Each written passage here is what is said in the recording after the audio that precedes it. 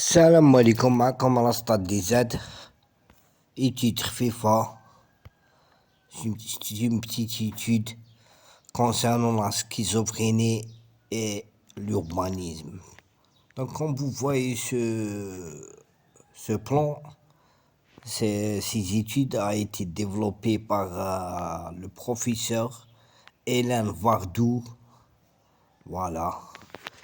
Donc, elle nous dit c'est quoi la différence entre l'urbanisation et la schizophrénie. Donc, pourquoi la proportion des personnes concernées par la schizophrénie est-elle plus élevée en ville? Conséquences du trouble. Précarité des quartiers défavorisés, proximité des lieux de soins, égale résidence en ville. De l'autre côté du syllabe, on a les facteurs de risque. La résidence en ville donc engendre les perturbations de neurodéveloppement, infections prénatales et infantiles, manque d'espace vert de lumière, pollution atmosphérique, etc. On a aussi le stress psychosocial, les isolements, les expositions à des personnes inconnues, exclusion et discrimination, etc. Donc, c'était des études qu'elle a développées, Madame Hélène Wardou, professeure de psychiatrie à l'université. Donc, on commence. Le lien entre l'urbanisation et schizophrénie est identifié depuis près d'un siècle. De nombreuses études ont montré que la proportion des personnes avec une schizophrénie était plus élevée dans les villes ou dans les zones à haute densité de population. Initialement, ce phénomène a été interpellé comme lié à des conséquences liées aux conséquences sociales du trouble. Selon l'hypothèse dite de la dérive sociale, la social drift en anglais, les personnes concernées par la schizophrénie sont contraintes du fait de leur précarité de vivre dans les quartiers urbains les plus défavorisés. Plus récemment, un autre phénomène a été mis en évidence par plusieurs études épidémiologiques. En plus d'être une conséquence du trouble, le fait de vivre en ville pourrait aussi être impliqué dans l'apparition du trouble social contagieux. Le risque de développer une schizophrénie augmente avec le niveau d'urbanisation du lieu de résidence au cours des premières années de vie. L'incidence. Nombre de nouveaux cas en 2 fois plus élevé dans les entrées urbanisées par rapport aux moins urbanisées.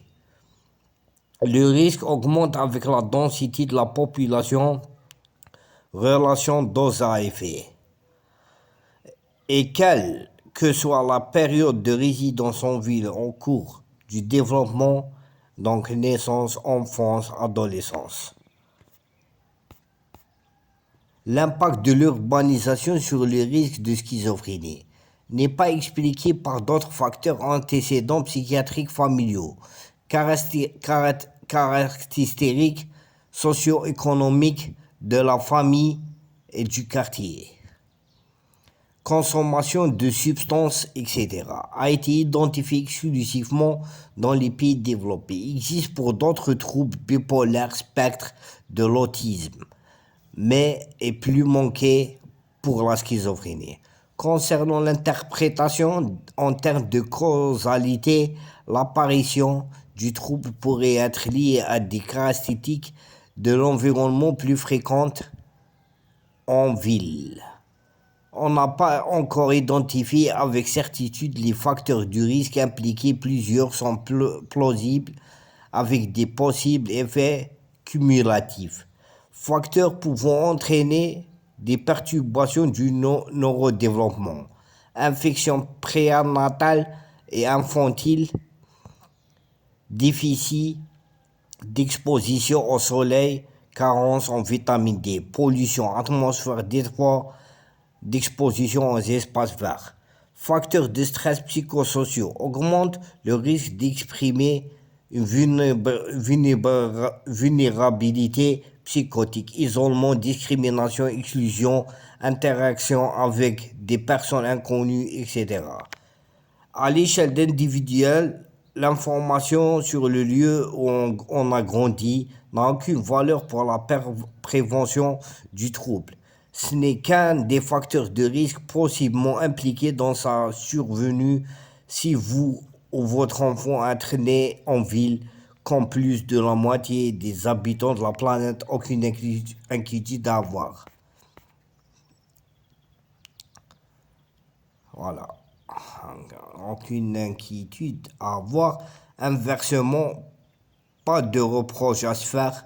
Avoir élevé son enfant à la campagne n'aurait sans doute pas permis d'empêcher l'apparition du trouble. Voilà. Ça, c'était des études à Madame Hélène Wardou, professeure en psychiatrie de l'université. Merci, c'était Rasta DZ. Le sujet, c'était la schizophrénie et son lien avec l'urbanisme des quartiers défavorisés ou bien la discrimination, comme on a déjà développé. Et voilà quoi. Merci. C'était les dernières études en schizophrénie par la professeure Hélène Wardou de chez l'université psychiatrique. Merci, c'est une professeure. Ça comment. Rasta DZ.